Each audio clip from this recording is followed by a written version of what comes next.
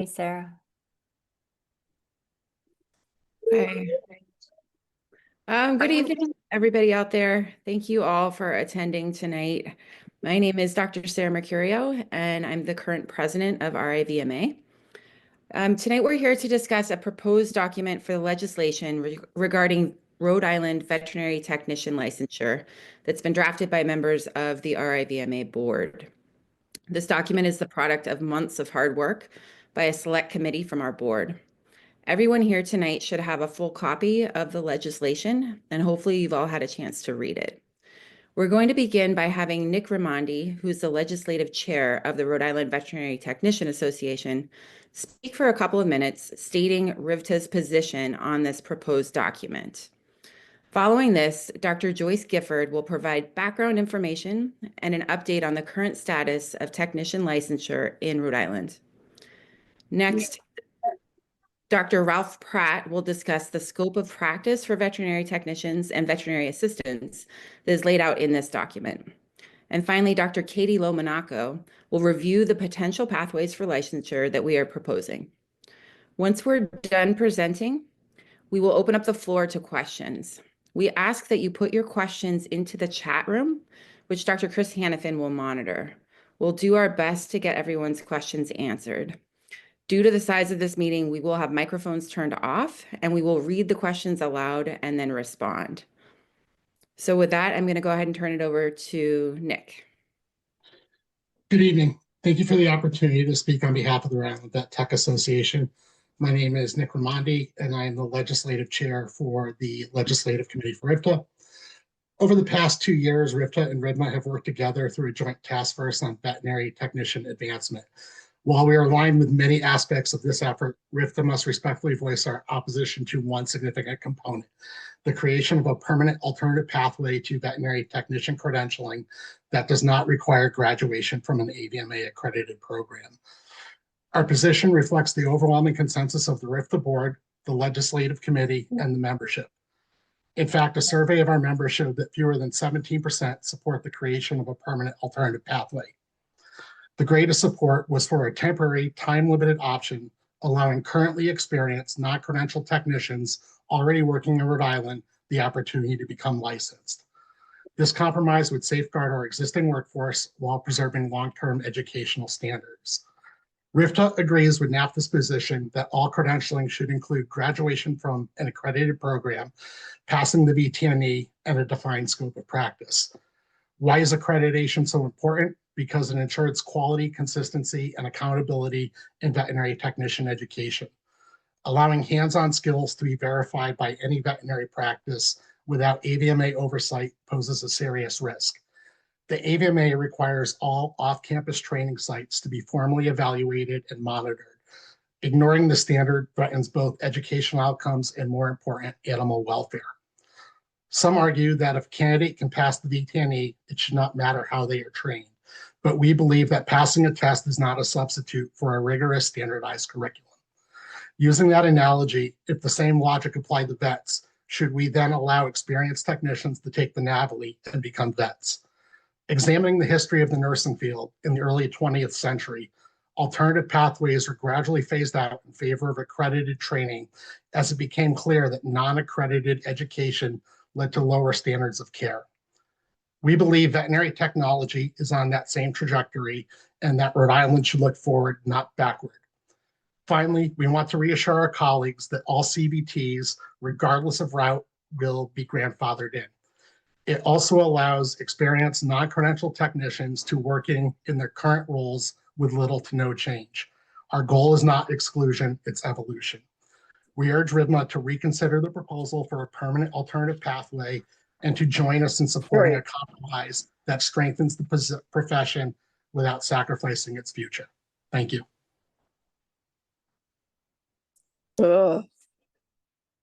Thank you. I'm going to go ahead and turn it over to Dr. Joyce Gifford. Thanks, Sarah. And thank you, Nick, for speaking on RIVTA's behalf. And thanks to everyone that's present for participating in this town hall. Oh, no kidding. Joyce Gifford, past president of RIVMA, and one of the subcommittee members that worked on writing the draft legislation. I'm going to whiz through some slides that will provide an update on the status of vet tech licensure and credentialing, both on the national and local level. But before I start the slides, I wanted to briefly speak to how RIVMA came to tackle the job of writing this legislation. During my 5 or so years as a RIVMA board member, the topic of technician credentialing and licensing was almost always on our meeting agenda for discussion. There was a sense of urgency to try and move the issue forward, which was often countered by concerns over the negative consequences if we didn't get it right. 40 states across the country had already passed either credentialing or licensing laws, some with mixed success. The biggest concern was that any legislation introduced had the potential for a major risk of being too restrictive, which in turn could shrink our already too small pool of skilled veterinary technicians down to a level that might not be sustainable. Somewhere along that same timeline, as part of the RIVMA board, Chris Hanifin, Ralph Pratt, and Katie Lamonaco had formed a task group to try and open up dialogue with RIVTA regarding their objectives for vet tech licensing. Over several meetings, they tried to identify common goals that would allow us to move forward in a collaborative way. When I became president of the board in 2024, I still felt relatively uninformed about the subject of vet tech licensing and decided to take a deeper dive, particularly into how it was achieved in other states. And quite frankly, at that time, I needed some convincing that it was the right option for Rhode Island. Fortunately, I had Katie, Chris, and Ralph, who were a wealth of knowledge and continue to be so. Through their guidance and my own research, I became a convert. Licensing veterinary technicians not only guarantees that they possess the essential education, skills, and ethical standards to provide the highest level of patient care, it also recognizes the critical role they play in supporting veterinarians and enhancing overall efficiency of the veterinary team. At that point, we formed a new subcommittee that included Chris, Ralph, Katie, Margot Penny, and myself, with the goal of writing legislation that would, at the very least, create title protections for veterinary technicians and, at the most, offer a detailed bill that would create a path forward to formal professional licensing. We held exploratory meetings with individuals from other states, such as Kentucky and Iowa, who had already successfully passed legislation, some as far back as 30 years ago. We then identified what we felt to be the most critical goals for licensure, specifically for our state of Rhode Island, and Ralph will outline those goals in just a minute. We met almost every month to workshop the document starting in February 2024. And we also sought guidance from our board members that include small and large animal veterinarians, as well as regional specialists throughout the process. The final product of that effort is what we're here to discuss tonight. So to start the slides, Betsy. This first slide is a list of states that don't require any credentialing. And as you can see, New England is pretty heavily represented in that list. Next slide. This slide just is a review of where we currently stand in Rhode Island, which is basically that RIVTA offers certification, but there is no legal mandate for employment or official division of skills and labor. For me, the biggest takeaway on this slide is that in our VPA, our Veterinary Professional Act, the legal document that governs veterinarians, there is no mention of veterinary technicians at all. The Veterinary Practice Act. Next slide. Excuse me for a moment. I see in Yep. the chat that some people are not seeing slides. Betsy, do we know how to fix that? Please look to the chat It's- for any assistance. Yeah, it's on the individual's computer because the slides are showing. So it's what your settings are. Try and answer now. Pardon? Okay, hopefully everybody can see that. Please so- continue. Yep. So this slide essentially summarizes all of the stakeholders in this issue. And as you can see, there are lots and lots of organizations that have a voice, which also gives us an idea of how many opinions there may be in this Zoom chat. Next slide. This essentially just summarizes the common thread for any credentialing, which of course is the VTNE, which is the exam that any candidate must pass. Next slide. This was lifted from the AAVSB website, which is now the organization that administers the VTNE. And one of the things that I wanted to point out on this slide was the list of states that do have some type of alternative pathway, including but not limited to on-the-job training that already exists. And next slide. And lastly, this is essentially, I think, what we already know, which are the benefits of credentialing for veterinary technicians, which everyone can hopefully read through themselves. So now I'm going to pass the baton to Ralph for the next part of the presentation, which actually will dive into the document itself.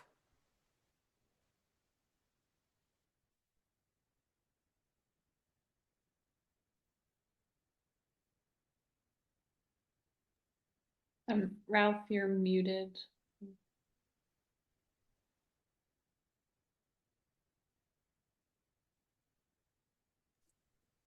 There, how's that?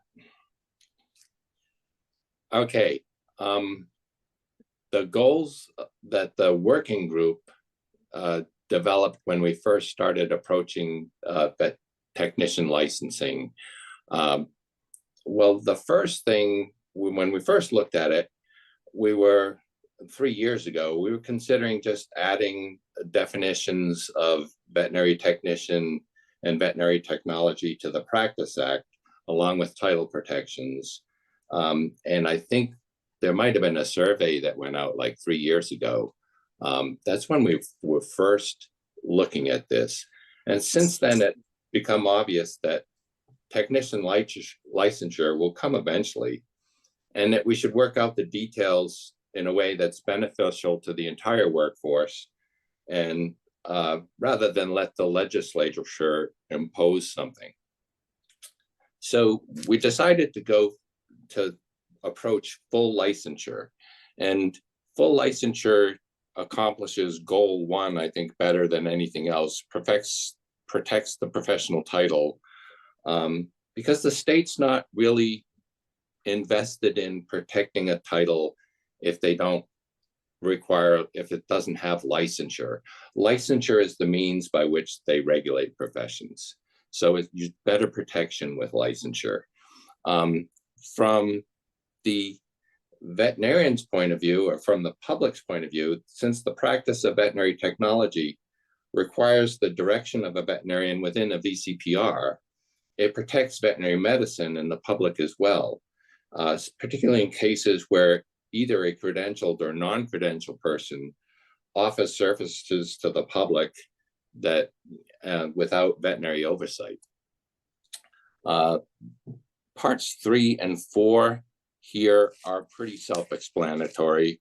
And then the 5th part is the alternative pathway. There are, and hopefully always will be, non-credentialed people that are highly motivated. They may have been to school in a related field. They learn skills readily, interact well with clients and coworkers, and have a desire to learn more.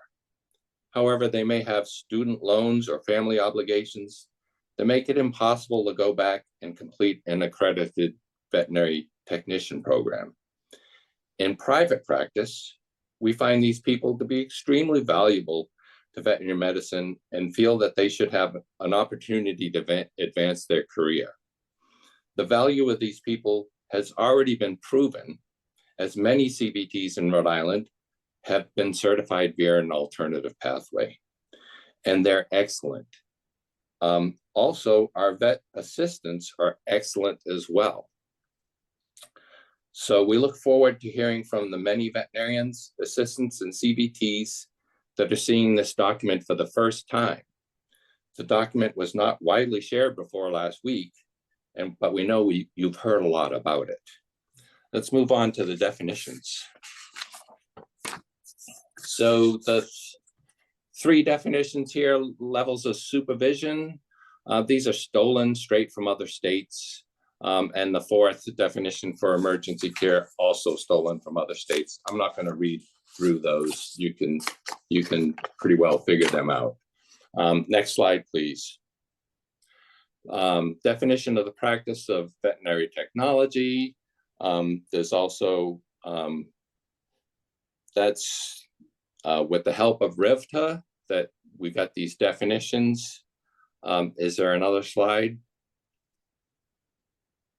As we scroll down, and the definition of veterinary technology, importantly, has the same exceptions that the existing Practice Act has for veterinary medicine. So exceptions such as, public service, working in the lab, stuff like that. So there's no confusion.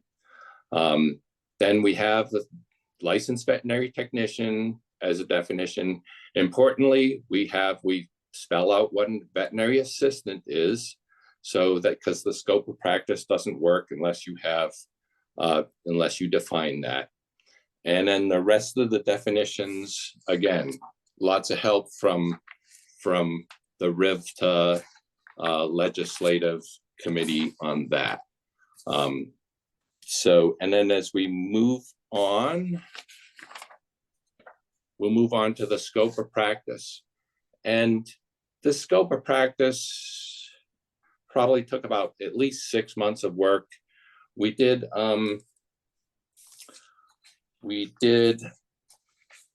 largely borrow this from Iowa and Kentucky. We had input from small animal vets, of course. They speak out a lot. Large animal vets and emergency practices. And we did have considerable input from the RIVMA legislative committee also on the scope of practice. And I'm not going to read through the entire thing, but as we've said before, it's tiered. Lower risk things require less supervision from the veterinarian. Higher risk requires closer supervision. And very importantly, licensed veterinary technicians have more autonomy and the ability to supervise and train. So that helps the leverage of the workforce. It may seem kind of counterintuitive for the immediate supervision category. Both assistants and certified people, there's not too much difference there because the veterinarian is in the immediate location and directing what's going on. So we think it's important that the veterinarian have some ability to choose what's going on and have close supervision of whatever's happening in front of them. And that's all I have on the definitions, goals, scope of practice. And so next would be Dr. LaMonaco to discuss the alternative pathway.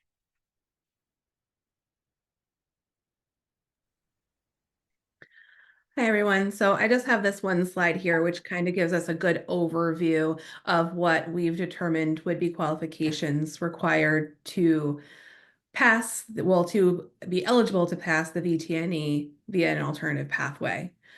So the first one here, we have education, we have work experience, we have skills competency, a letter of references, completion of continuing education, and then finally passing the VTNE, which is the most important part when we're thinking about the two pathways to being able to become a licensed veterinary technician, both end in passing the VTNE. The two strongest alternative pathways in the states are established in California and Maryland. California has an established alternative route program that was just updated in 2024, which, like our proposed alternative pathway, has an educational and work experience component. In some ways, our pathway is slightly more rigorous. We are requiring more educational hours and more specifics for continuing education and letters of reference. Maryland has a really comprehensive alternative pathway as well. It incorporates both on-the-job training and education, as well as passage of a jurisprudence exam and completion of a task list for eligibility to sit for the VTNE. Washington State recently passed what they call an apprenticeship program in April of 2024, which is mostly just on-the-job training. Alaska, Montana, and Utah also have on-the-job training pathways, which require only work experience for licensure. And Colorado has a temporary alternative pathway, which requires, again, only on-the-job training, which will expire in 2028. When we were discussing our alternative pathway, we took a lot of this into consideration. As an alternative to completing a formal degree in veterinary technology, we have outlined a very rigorous pathway incorporating both educational and work experience in the field. Once these requirements are satisfied, a candidate must pass the VTNE to be eligible for licensure. This pathway was developed based on the other states that have alternative pathways with great consideration to our current workforce in Rhode Island and the availability of veterinary technology programs in our area. The majority of our support staff are not credentialed veterinary technicians, and a significant portion of our current certified veterinary technicians became certified under an alternative pathway through another state. Currently, there is only one university offering a degree in veterinary technology in Rhode Island, and other schools in our area have closed or discontinued veterinary technology degree programs, which leaves the availability of our future graduates tenuous. While NAFTA strongly advocates for credentialing of veterinary technicians through graduation from an accredited veterinary technology program and completion of the VTNE, they also acknowledge that there is a need for compromise in certain scenarios.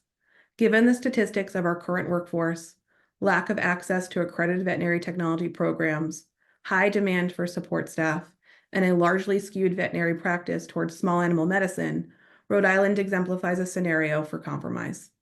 Therefore, the proposed pathway is a stringent alternative designed to be offered in perpetuity to encourage and maximize entry and retention of veterinary technicians in our states. Thank you.